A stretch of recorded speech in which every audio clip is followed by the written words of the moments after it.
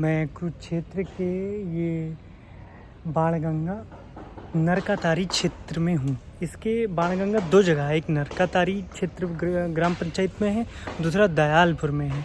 जहाँ पे मतलब ये है कि भीष्म पितामह की यहीं पर अर्जुन ने गंगा के माध्यम से, गंगा प्रकट करके माध्यम से उनकी प्यास बुझाई थी। तो नरकातारी वाले मंदिर में यहाँ पे एक भद्रकाली जी का मंदिर है, हनुमान जी का मंदिर है। इसके अलावा ये भीष्म पितामह और अर्जुन का एक मंदिर है।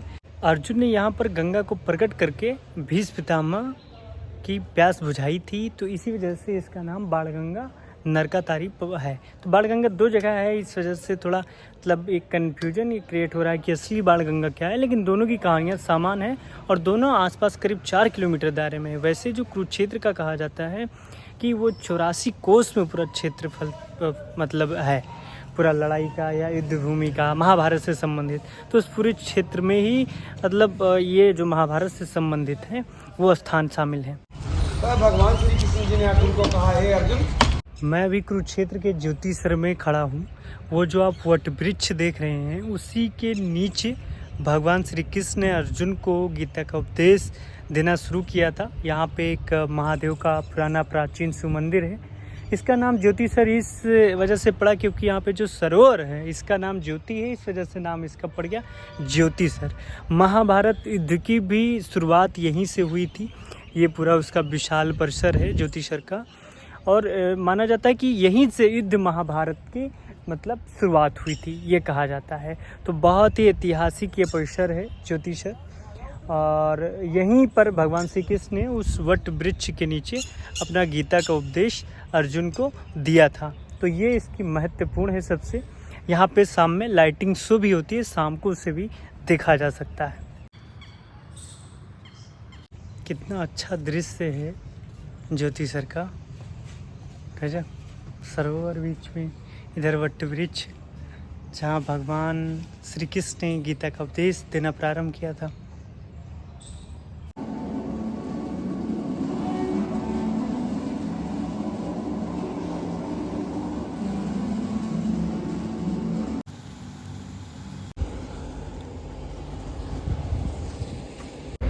कुरुक्षेत्र यात्रा के दौरान ये कल्पना चावला तारामंडल भी आया हूँ। सबसे अच्छी बात है कि मैं कुरुक्षेत्र में जहाँ जहाँ जा रहा हूँ कहीं ना कहीं हमको बच्चे, स्कूली बच्चे मिल रहे हैं जो ऐसे कहते हैं घुमंतु जगह पे आते रहते हैं। एक बहुत अच्छा है कि जिज्ञासु बनेंगे, इससे घुमंतु बनेंगे। कल्पना चावला भारत की पहली महिला अंतरिक्ष यात्री थी, और उनकी एक हादसे में जो कोलंबिया हादसे में थे, यान में सवार जितने भी यात्री थे उनके साथ उनकी मौत हो गई थी। लेकिन कहते हैं ना वो भारतीय महिला की जो सिटीजन आप हैं वहाँ के ऊपर अंतरिक्ष के, तो वो पहली मतलब भारतीय महिला अंतरिक्ष कहा जाए वो नागरिक थी अंतरिक्ष की, और वो भारत की थी। उनका घर यहीं करनाल में था। तो ये तारामंडल है, बेसिकली यहाँ पे शो होता है, वो इस समय नहीं हो रहा है। पार्क है जो बहुत अच्छा टाइमिंग अंतरिक्ष स्पेस को लेकर बनाया गया है। तो ये तारामंडल भी घूमने लायक जगह है कुरुक्षेत्र में।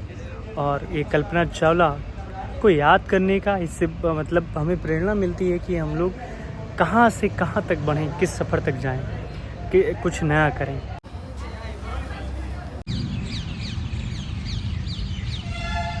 मैं कुरुक्षेत्र के ये इस स्थान सिख चिल्ली दरगाह पे हूँ। ये बड़ा फेमस है, राष्ट्रीय सुरक्षित स्मारक है।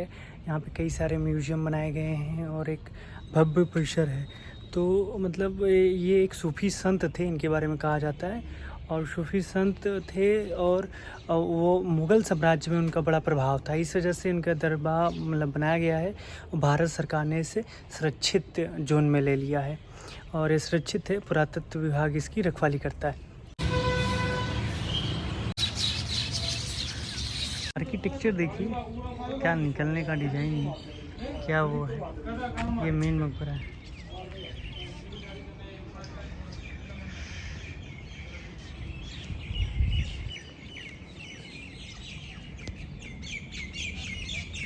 गजब का आर्किटेक्चर।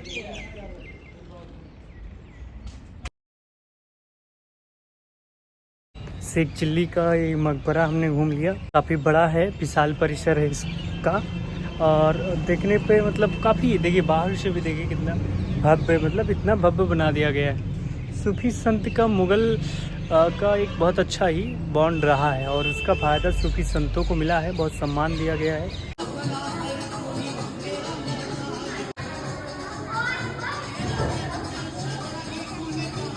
मैं अभी माता भद्रकाली मंदिर में हूँ। ये बड़ा प्रसिद्ध मंदिर है। 52 जो शक्ति पीठ है उसमें से एक पीठ ये भी है, कुरुक्षेत्र में स्थापित है। मान्यता है माता सती का यहाँ पर टखना गिरा था, जब उस दौरान जब माता जी के अंग वो गिरे थे तो उसमें टखना यहाँ कुरुक्षेत्र में गिरा था। तो विशाल भव्य परिसर का एक मंदिर है। देखो कितना मतलब भव्य मंदिर बनाया गया है इस साइड में।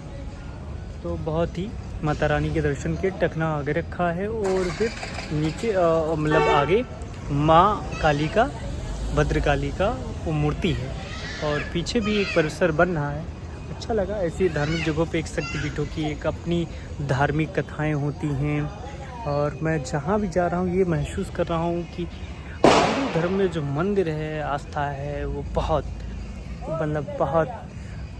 मतलब समाज के दायरे में बहुत इंटरनली रूप में लोग इस पर बहुत विश्वास रखते हैं।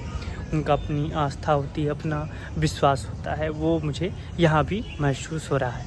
ओपी जिंदल पार्क, ये भी बड़ा मशहूर पार्क है और अगर आप इसके कुरुक्षेत्र के टॉप 10 निकालेंगे उसको टूरिस्ट प्लेस को तो इसमें ओपी जिंदल का ये पार्क आ जाता है। आराम से बैठने लायक है, शांति करने लायक है, आराम करने लायक है। इसको काफ़ी वो कर दिया गया है, रिनोवेट टाइप का। तो बढ़िया है, बढ़िया परिसर बना रखा है, बड़ा है। ओपी जिंदल मुझे लगता है, जानकारी नहीं, मैं इसके बारे में जाके पढ़ूँगा। ये कुरुक्षेत्र के ही रहने वाले हैं शायद। बढ़िया डिज़ाइन कर दिया।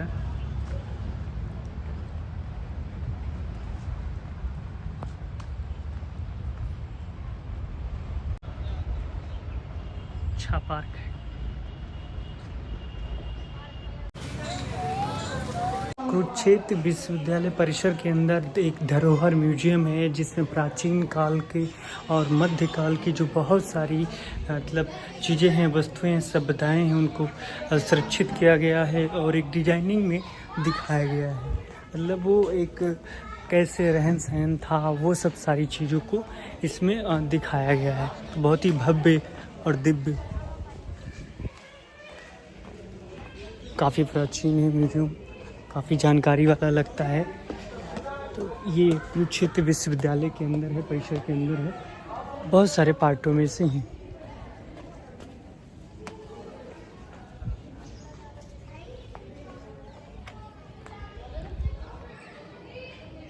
तो ये अगर विश्वविद्यालय में आ रहे हैं तो ये मतलब म्यूजियम घूमने लायक है। आप प्राचीन सभ्यता, अपने काल को, अपनी उन सब सारी चीज़ों को आप समझेंगे इस विश्वविद्यालय में। जो धरोहर म्यूजियम है उसमें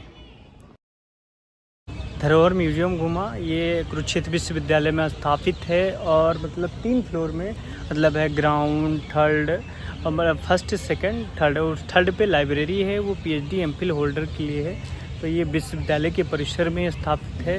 अगर कुरुक्षेत्र घूमने आ रहे हैं तो ये बहुत अच्छी है, घूमना चाहिए।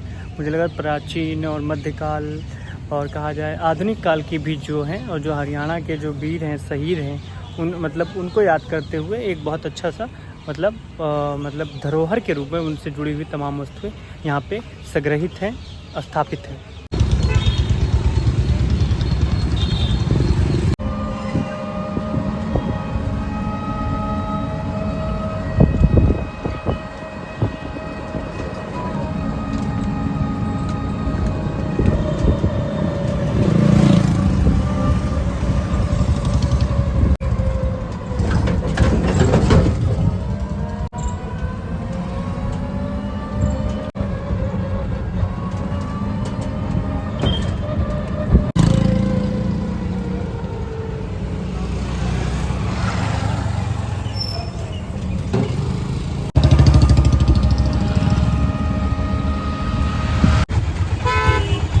का क्षेत्र जहाँ भगवान श्री कृष्ण ने गीता का उपदेश दिया था।